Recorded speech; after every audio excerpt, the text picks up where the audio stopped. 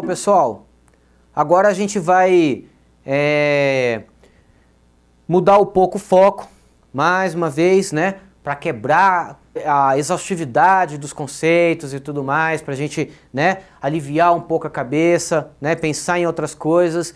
Aí eu já estou começando aqui agora, ó, com os conceitos que a gente falou, mas trouxe um esqueminha diferente aqui para a gente facilitar a compreensão, né, e criar um mapa mental aí para a gente não esquecer na hora da prova.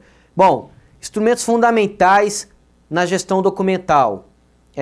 A gente tem a classificação e a avaliação, que seriam duas atividades, né, que a gente já falou exaustivamente, né, que trata de classificar os documentos e avaliar os documentos, né.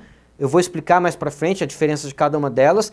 Aí, mas nesse primeiro momento eu quero que vocês relacionem a classificação com o plano de classificação. Aqui ficou fácil, né, por associação, mas aqui nem tanto, ó. Avaliação, tabelas de temporalidade. Eu também já falei algumas vezes, mas é bom a gente ficar com isso muito bem firmado na cabeça.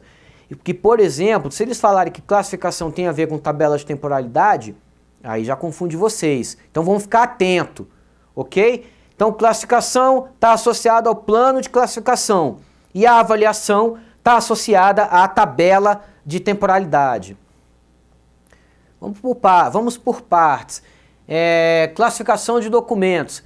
Refere-se à identificação de elementos característicos de cada grupo documental. O que seriam esses elementos característicos? O assunto.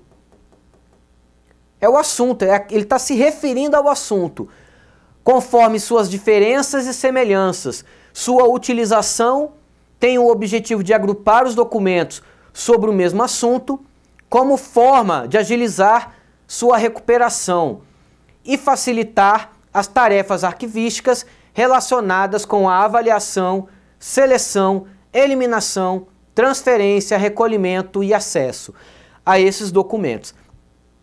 É desejável que a classificação ocorra no setor de protocolo, no momento de sua autuação, pois facilita o trabalho dos demais servidores na guarda temporária nos setores. Bom, a classificação, ela vai reunir os documentos por assunto. Então, digamos assim, a gente tem um setor, um determinado setor, que vai tratar, por exemplo, de mar e Antártica, né? A gente tem lá um determinado setor lá no Ministério que trata de mar e Antártica. Aí a gente tem um outro setor que vai tratar, eu vou até colocar numa situação mais macro, vai tratar sobre inclusão social. Bom, eu coloquei dois exemplos bem diferentes, né?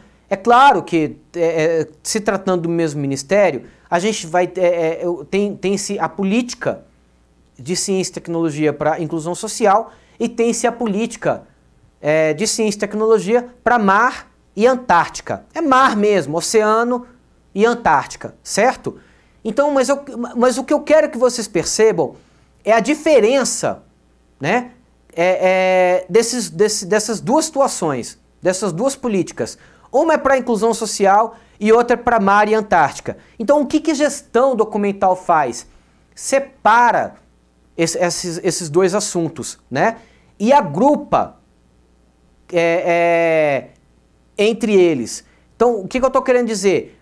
Tudo aquilo que é de mar e Antártica vai ficar organizado para mar e Antártica. E tudo aquilo que é para inclusão social vai ficar organizado para inclusão social. Por que a gente faz isso? Para facilitar na pesquisa, para criar verdadeiras identidades para acervos documentais. A gente classifica para se remeter à tabela de temporalidade, né? Igual ele falou aqui, ó. Igual ele fala aqui, ó. Avaliação, ok? Bom, o que mais? Vamos ver aqui o que mais que eu posso falar. Facilita, ó, as tarefas arquivísticas relacionadas à avaliação, seleção, eliminação, transferência, recolhimento e acesso. Então, por exemplo, eu tenho lá que os documentos de mar e Antártica receberam a classificação, por exemplo, de 160, né? Depois vocês vão entender melhor ainda isso, mas digamos que ela tenha recebido lá o código de classificação 160. Na hora de selecionar essa documentação, igual eu falei, que é separar um universo de documentos de uma parte maior, eu posso chegar e falar, ó, eu quero que você separe para mim, que você selecione para mim toda a documentação de mar e Antártica que tem o código 160, ok? Tá clareando, não tá? Eu quero que você elimine para mim toda a documentação de mar e Antártica que recebeu o código 161.3, ok? Tá clareando? Transferência no mesmo sentido, ó, vamos transferir todo o código de mar e Antártica que tem o código 165 e por aí vai, ok? Só para clarear, eu acho que agora eu consegui clarear bem. Muito bem, né? Facilita o trabalho dos demais servidores na guarda temporária, é isso mesmo. Bom, o ato de classificar, né? A gente primeiro faz um estudo daquele documento, né? Como é que a gente faz a classificação de um documento? A gente faz a leitura dele, ó, consiste na leitura de cada documento, a fim de verificar que assunto deverá ser classificado. Então, na leitura do documento, eu vou perceber se ele trata de inclusão social, se ele trata de mar e Antártica, se ele trata, por exemplo, de licitações, né? Se ele trata, por exemplo, de documentação bibliográfica. Isso é muito simples. Na hora que você lê, no primeiro parágrafo, você lê, você já vai identificar isso. Muito simples. Aí, a segunda parte consiste na atribuição do código, igual eu estava falando anteriormente. Bom, eu identifiquei que é mar e Antártica, então eu já sei que ele fica ali na parte do código de número 160, entendeu? Então é essa situação. Eu li, identifiquei, né, o código correspondente e aí, ó, é a segunda ação aqui, ó, a posição do referido código no canto superior direito, tá?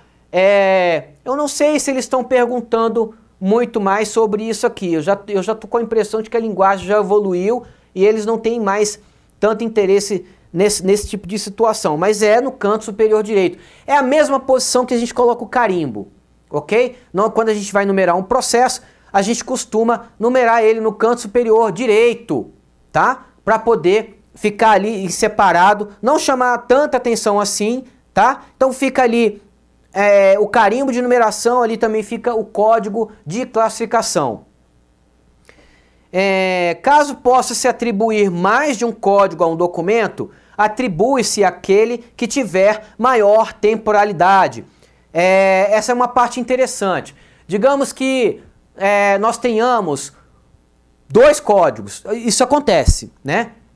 Vou dar um exemplo bem interessante. A gente tem um processo. Esse processo, digamos que ele trate de uma licitação, da aquisição de um bem, de um software de computador, mas esse software de computador, ele vai tratar, por exemplo, da situação de mar e Antártica, ok? Dos assuntos de mar e Antártica. Aí digamos que esse software e esse assunto, ele tenha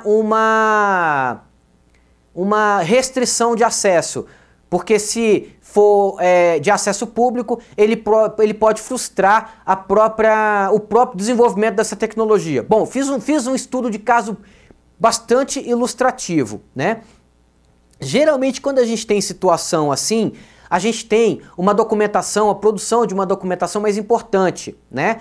Como essa documentação ela é mais importante, ela geralmente também recebe uma temporalidade maior, tá? Então, o que eu estou querendo dizer? Que ela vai ficar mais tempo na idade corrente, mais tempo na idade intermediária, até chegar no permanente, para se decidir a sua destinação final, se vai ser guardado para sempre, ou se vai ser guardado, ou se vai ser eliminado, tá bom?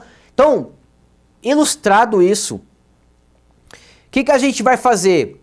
Vai identificar o documento que tem a maior temporalidade, né? Analisando o código de classificação, olhando na tabela de temporalidade, a gente descobriu que aquele documento, aquele parecer técnico lá, que está relacionado ao assunto, às informações de Mar e Antártica, devem ficar 5 anos na fase corrente, certo? E o memorando de encaminhamento, de solicitação do software, a gente vê que ele é simples, né? Que ele é uma coisa simples e que ele deveria permanecer no setor, né, no arquivo corrente, por apenas 1 ano. Né? Identificamos essas duas situações. O memorando mais simples, solicitando software, ficaria 1 ano no arquivo corrente, lá no setor. E o parecer técnico sobre o software que trata do assunto de Mar e Antártica, a gente identificou que ele tem que ficar 5 anos no corrente. Então, digamos que esse parecer técnico é o que tenha recebido a temporalidade maior de todo aquele conjunto documental do processo, ok? Todo o processo, todo o conjunto documental, então, vai receber a temporalidade de 5 anos. Porque essa temporalidade é a maior de todos os documentos daquele conjunto, ok? Ficou claro? Qualquer coisa, voltem um pouco aí, leiam de novo, né? Escutem a explicação de novo, é um trecho bastante importante. Métodos de classificação. A gente tem 3 princípios básicos na classificação, que seria a classificação estrutural, a classificação funcional e a classificação por assunto, tá? Continuando a explicação aqui por meio do gráfico. A estrutural, a gente pode chamar ela de organizacional. A funcional, a gente pode chamar ela de funções do órgão, tá?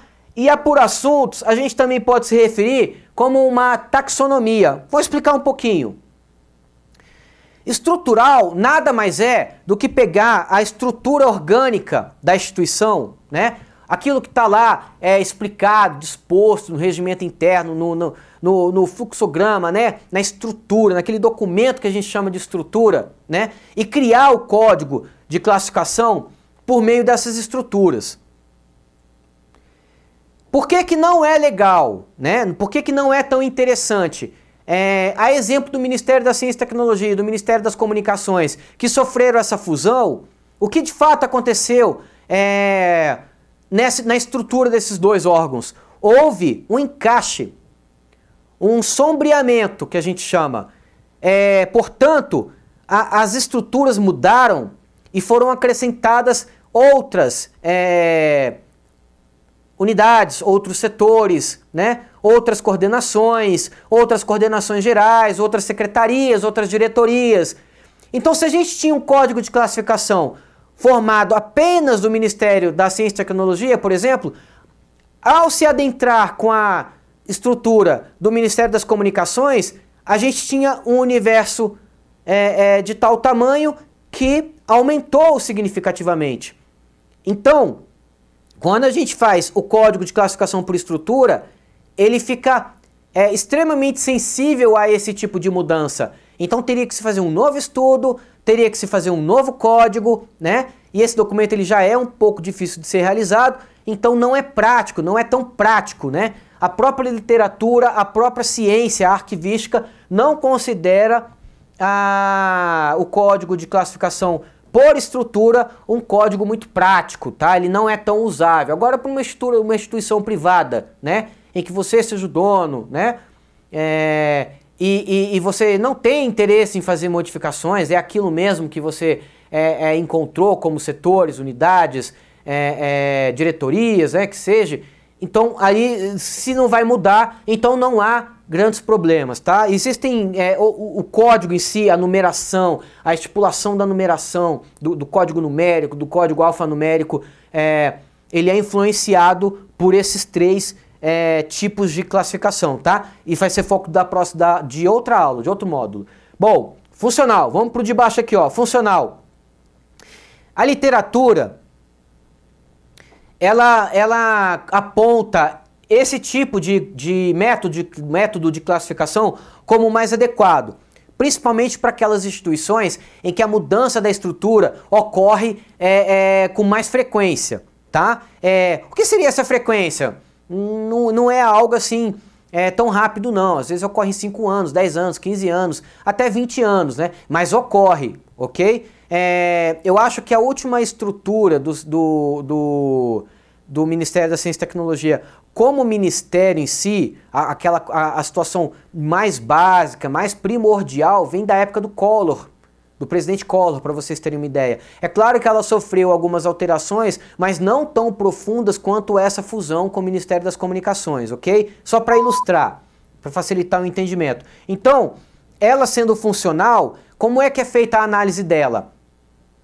Parte-se das funções que são atribuídas àquela instituição, aqueles dispositivos que estão elencados no regimento interno, né, nos estatutos de criação das empresas, né? Então lá vem diversos dispositivos dizendo que tal setor vai praticar tal função, que o outro setor vai praticar aquela outra função, que o setor ali do meio do prédio, ele na verdade vai funcionar como área meio, como recursos logísticos, né? Então esses dispositivos vão trazer as funções de cada setor, né? Então essas funções, elas não costumam mudar muito.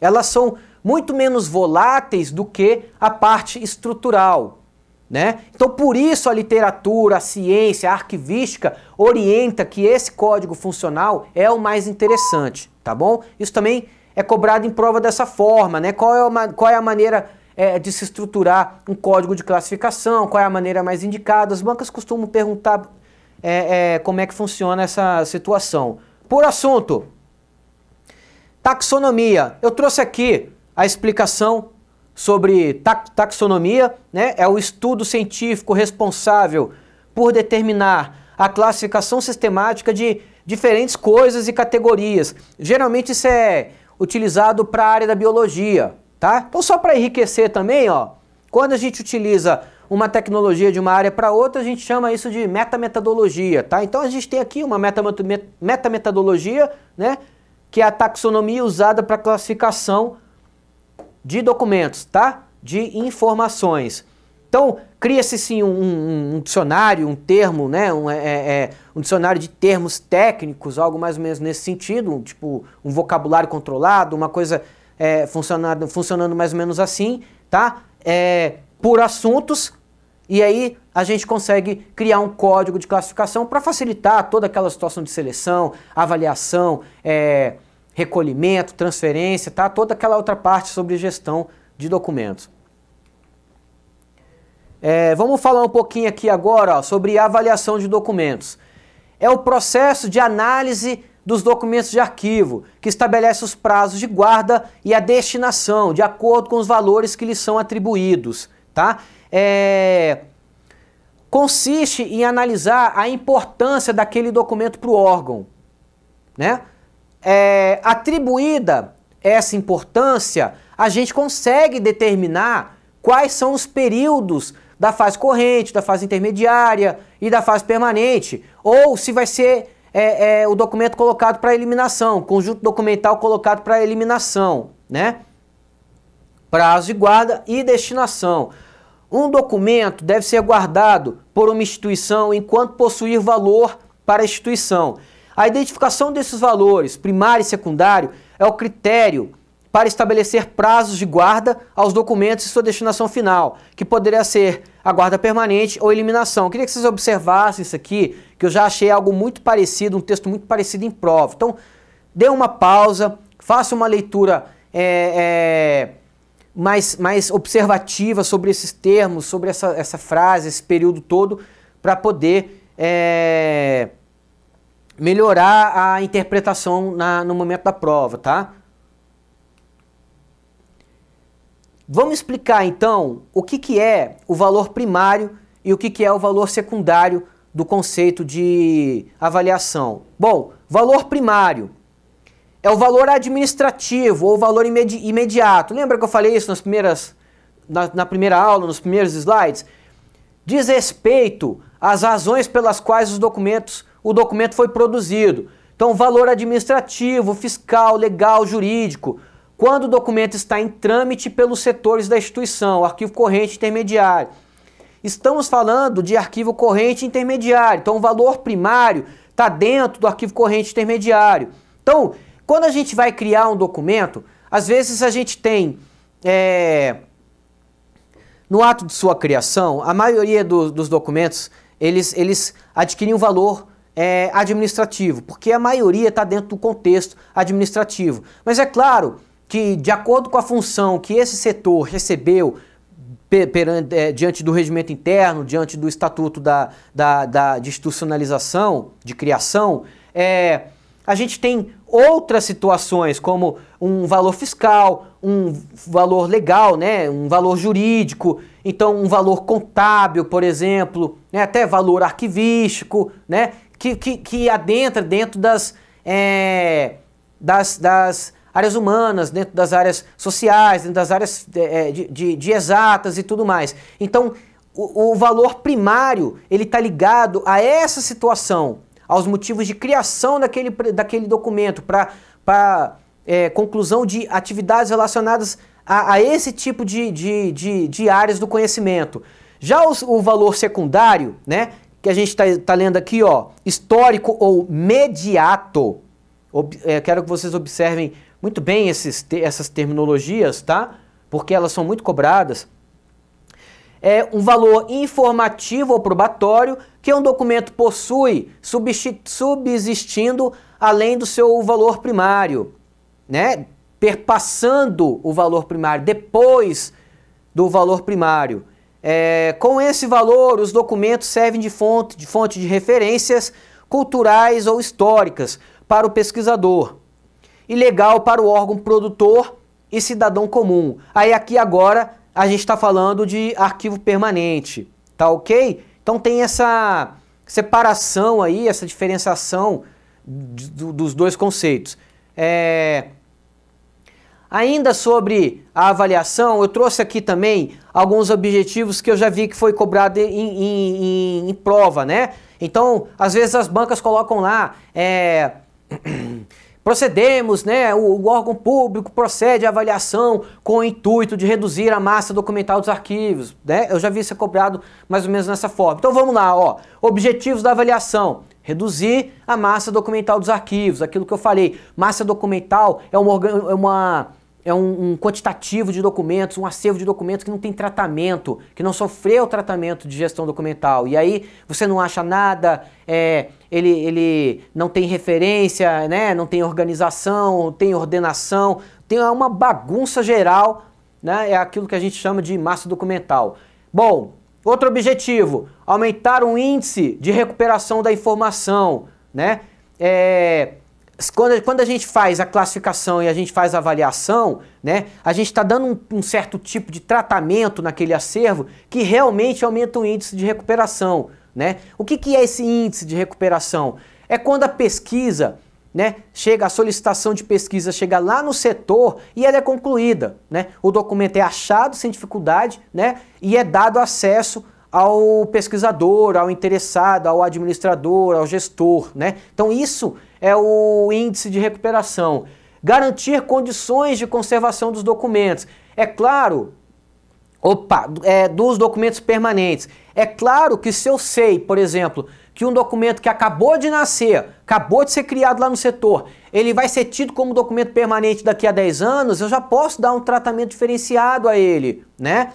Como, por exemplo, repetindo mais uma vez, a gente está vivendo uma situação híbrida. A gente tem a gestão documental para documentos físicos e temos a gestão documental para documentos virtuais, que eu quero enfatizar aqui que é a mesma, tá? Às vezes tem uma mudança na terminologia, tem uma mudança na ação a ser praticada, mas é a mesma técnica, é a mesma arquivística, tá bom? Então, se a gente sabe que o documento que acabou de nascer no outro setor, ele é de cunho permanente, a gente já pode dar um tratamento diferenciado para ele. A gente já pode criar ele o modelo original, né? já deixa ele preservado, né? Sem luz, sem contato manual, para que ele perdure ao longo dos anos. A gente digitaliza uma cópia, por exemplo, e tramita essa cópia dentro da instituição, né, dependendo da necessidade, se não tiver necessidade de ser o documento original, ou então a gente pode criar uma cópia autenticada por um servidor público, autenticada por um cartório, né, e preservar o original, porque a gente sabe que ele é permanente. Bom, então é só para ilustrar, foi um exemplo que eu dei para poder vocês entenderem. Controlar a produção documental, orientando o emprego de suportes adequados ao registro da informação. Porque o que acontece? A gente tem diversos tipos de suporte, não é verdade? Então, quando a gente tem suportes diferenciados, a gente precisa ter um controle deles, porque eles podem se perder primeiro do que a informação, certo? Se você tiver uma impressora ruim, muito provavelmente a informação vai sumir primeiro do que o suporte. Um bom exemplo disso são aqueles extratos bancários. A gente tem lá as informações da nossa conta, alguns dados bancários, alguns dados pessoais, eles costumam sumir, se apagar primeiro do que o papel, né? Às vezes você pega esse documento anos depois, assim, 2 anos depois, você vê que ele está amarelo, não tem pouquíssimas informações bem clarinhas assim que elas se perderam, né? E você tem, mas você tem o suporte, o papel tá lá, de certa forma intacto, a informação não, ok? Mas o inverso, né, também acontece. Então, quando você tem a avaliação muito bem feita, você consegue controlar toda essa situação de produção documental orientada a suporte, ou orientada ao registro das informações, né? Então, por exemplo, às vezes você tem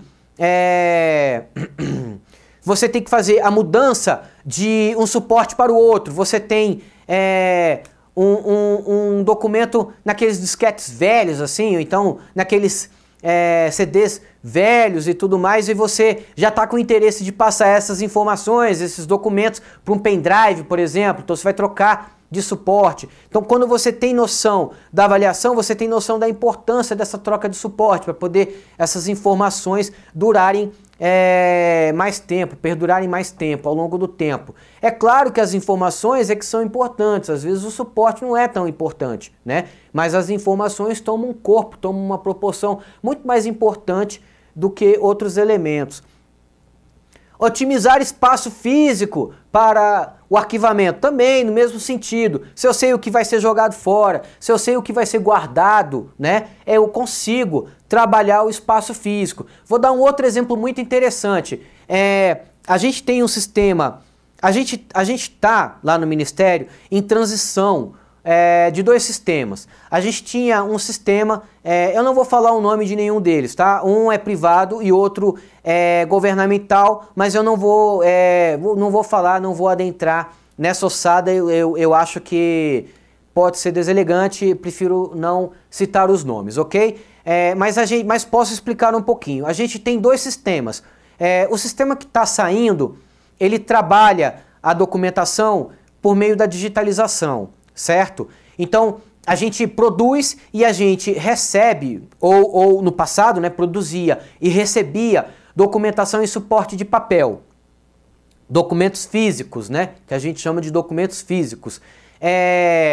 A gente pegava essa documentação e promovia a digitalização para inserção nesse sistema, por meio da digitalização. Ficou claro?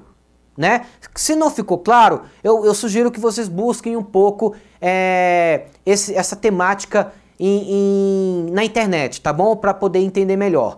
Bom, continuando. Atualmente, voltando um pouco. Então, essa documentação muitas vezes era acessada por meio dessa digitalização, dessa cópia digitalizada dentro desse sistema, né? Aí, fizemos a mudança do sistema. E agora, na verdade, a gente deixou a digitalização de lado e o documento nasce dentro do sistema. É o que a gente chama de documento nato digital. Então, como é que é isso? Você vai criar o documento, lembra que eu falei de metadados na primeira aula? Você vai criar um formuláriozinho desse documento dentro do sistema e o sistema vai criar esse documento dentro do sistema. Então, lembra que eu falei também que se a gente tinha uma digitalização de um documento, a gente na verdade tinha cópia de um documento? Isso não acontece nesse novo sistema, porque como o documento é nato digital, está nascendo dentro do sistema, esse documento é o original. Ok? Se a gente imprime esse documento, por exemplo, aí sim ele vai ser uma cópia. É invertido. A situação do sistema que a gente tinha anterior com a situação do sistema que a gente tem hoje, inverte toda essa lógica e traz muitos benefícios para a gente. Bom, dito isso, eu vou passar para o próximo tópico, tá? A gente teve essa diferenciação e aí ganhamos muito com isso, certo? Bom, assegurar a guarda dos conjuntos documentais indispensáveis à tomada de decisões e comprovações de direito. Também, no mesmo sentido, né? Eu consigo guardar aqueles documentos que historicamente as autoridades buscam mais acesso, solicitam mais para pesquisa, empréstimo, permitir a eliminação de documentos. É claro, quando você faz a avaliação, você identifica aqueles documentos que não têm valor permanente para o órgão, né? E aí você pode promover a eliminação.